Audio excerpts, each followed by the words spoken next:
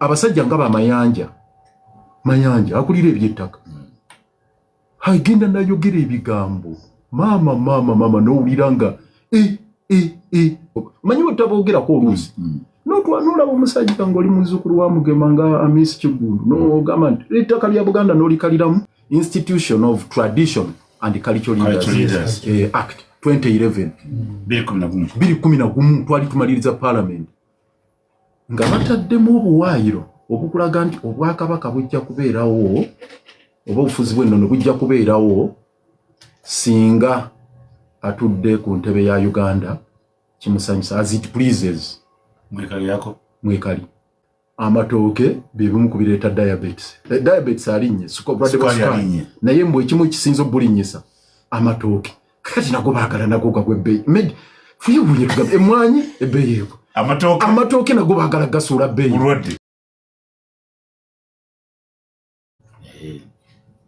bwe nabadde ekibuli nga ndaba Kasolo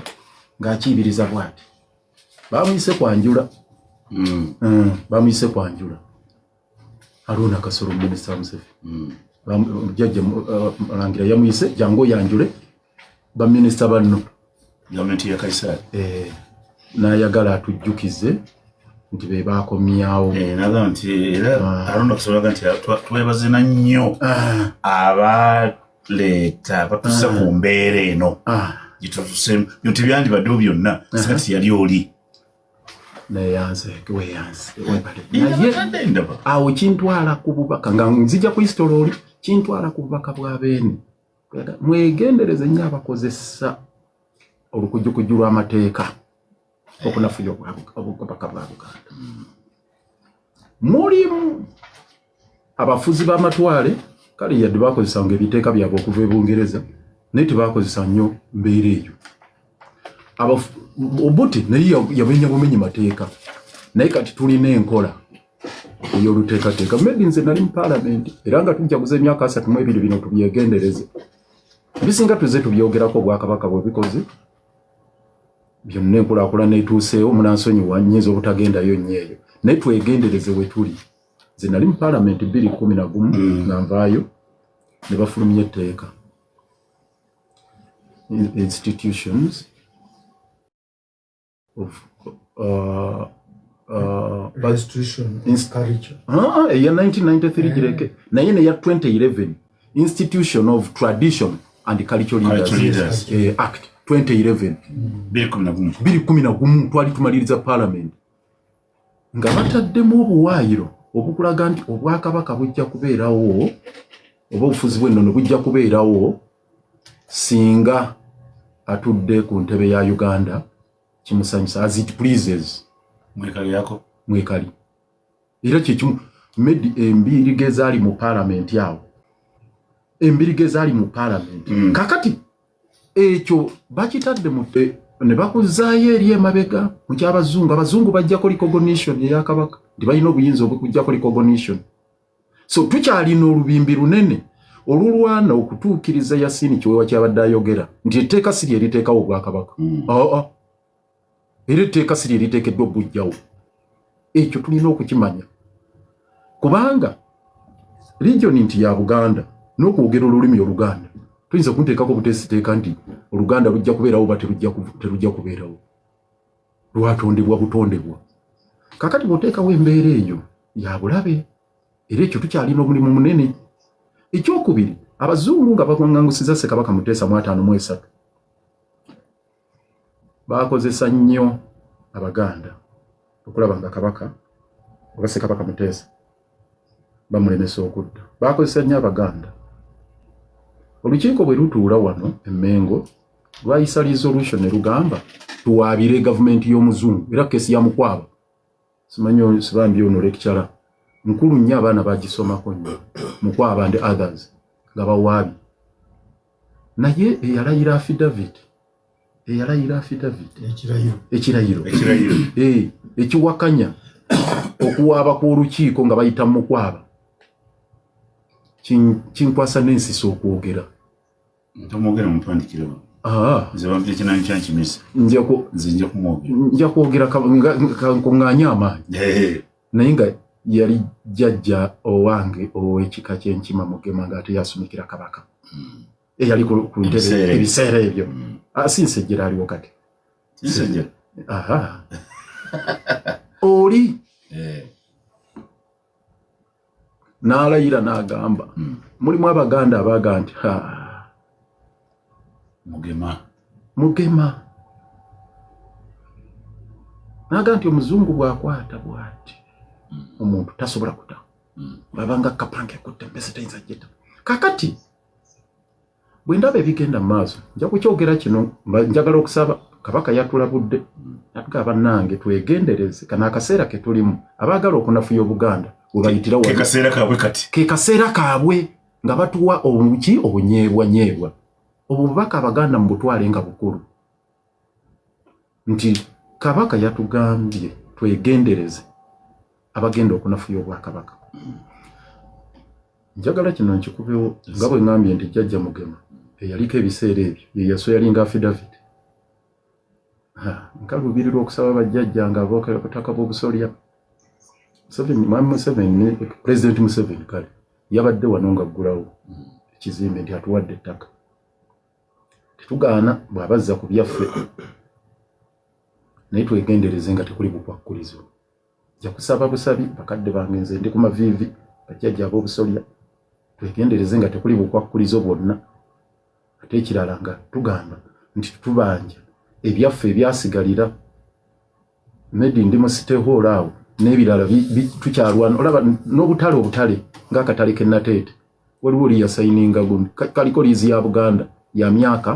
yalina kuggwako 263 naye olw'okuba baakawamba mu 1964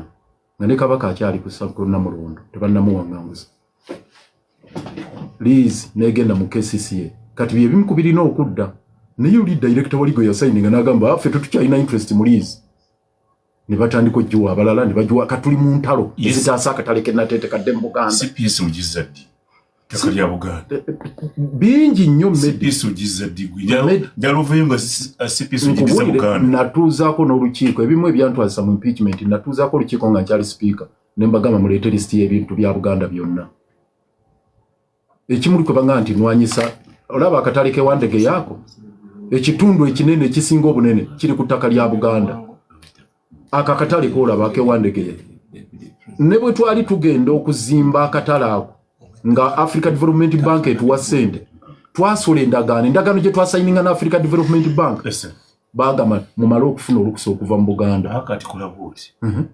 Waitiibwa Frederick Mpanga ye minisita w'ettaka n'ebizimbe mu Bwakabaka mwana muli balwoye Waitiibwa Mpanga lwoye nawe oli lwoye mukwatagana mutuddize CPS yaffe anti uliriza kyembadde njagala okusembayo nakyo nti Waitiibwa Mpanga Kasolo byabadde ayogera mu myaka 32 etteeka lino ebyaffe act tuliyita ebyaffe Kasolo agamba mwebaza yaleeta bino embeera eriwo yateekamu akawaayiro mu tteeka eryo nti ebimu bino bikomyewo ng'olusuku lwa Kabaka mayiro 305 ne official estates n'ebirala naye n'agamba ebisigadde tunaateesa ne gavumenti kati buli lwobeera mu kitongole mu KCCA bakugamba nti gavumenti eyawakati eteesa okukola ki obikomyawo n'ebyapa ebimu bye bakwata ne babitwa omugenzi olaba olinga akyaliwo oli Peter Nyondo alina ebyapa bye yakwata n'abikwasa omulangira w'asajja naye jjukira bulungi nti abasajja nga bamayanja akulira eby'ettaka agenda nayogera ebigambo maama n'owulira nga nze meddi ebintu ebimu bye tulwanaganye nabyo njagala ogende mutunga awo almost ogwe gusinga obunene gwe gusinga mu Kampala wano ettaka eryo lya Daudi ejjo naye abantu ne beekobaana tutuuse n'olwaleero mutunga awo omugenzi nga byali yagala nnyo omugenzi Dr. Kasasa Sasa musangane gwe ettaka lyange gulo njogera ku radio Dr. Kasasa munenze ettaka simanyi Dr. Kasasa yogera n'Empanga Waitiibwa Mpanga Dr. Kasasa yafa nga era akyalemedde ku ttaka eryo naye n'abaana be tubagamba ettaka lya Daudi ejjo njagala okusimbayo n'abaliwo kakati ngo manyi bwe taboogerako oluusi n'olaba omusajja ng'oli muzzukulu wa Mugema nga Amisi Kigundu n'ogamba nti ettaka lya Buganda n'olikaliramu so tulina okusituka medi ng'Abaganda abaliwo olwaleero tulwanirire ebyaffe bakasolo bave mu kwogera ebyogera ebyo bitalina makulu. Obwakabaka bunywera nga Namulondo nywevu. Namulondo teyinza kunywera ng'ettaka ligenda kuba kwetudde ate kabaka ye Ssaabataka. Nze nkodda mabisi awangalidde ku kyalo kino manyi ekitiibwa Mpanga ettaka namayumba ettaka noonyo ekitiibwa Anthony Wamala ewaffe ewa Buwanga ngenda balu abo ababiri n'atonejja nno soka bana ababiri wekitiibwa Mpanga nze n'ekitiibwa Anthony Wamala nti abange ensonga zino ate onjogerako nnyo nti nze nakutumye. Amina. Kadakiika kamuko busekendi butono nnyo nti wetwezza 32 waliwo ekintu ekyaguddewo ekyantiisizza emmwanyi batugambye katale k'ensi yonna egudde naye ekirungi weeri tugirime. Katikkiro yatugambye tulime emmwanyi wadde togamba nti emmwanyi yagudde nga tolina naye ekyokubiri era abantu balime emmwanyi nalabye omutwe ogwantiisizza ku lunaku lwe lumu lwe tujaguza emyaka 32 mugwetwe guno aba New Vision vision yakukubye nakulebe nange negamba nti amatooke bibimu kubireeta diabetes alinnye sukali naye mbwe ekimu ekisinza obulinyisa amatooke kati nago baagala nago gagwebbeeyi fuyebunye tugamba emmwanyi ebbeeyi eko amatooke nago baagala gasuula bbeeyi kati omuganda anaddukirawa eddakiika zizino Sose constituency yange ya Buganda kulu Lord Mayor twali naye nga ndatuddeawo wansi mimba lye sebo siri ulama waliwo Ayatu Kibalu ulama ya Supreme Mufti bakugambye ogitulako inakuba wansanvu basitudde nga ali omu yekka Sheikh Lunanoba yekka babuuziza aluwa w'ensanvu sebo ate kino sebo kunteeka emimbali esenyi kiwewa kyaleese Ayatu Kibalu ulama babaddewo abantu ninga wewe umyaka ensanvu kuchika lyomu Lunanoba konze yiseka wange please msimami Sose constituency myaka 7 amina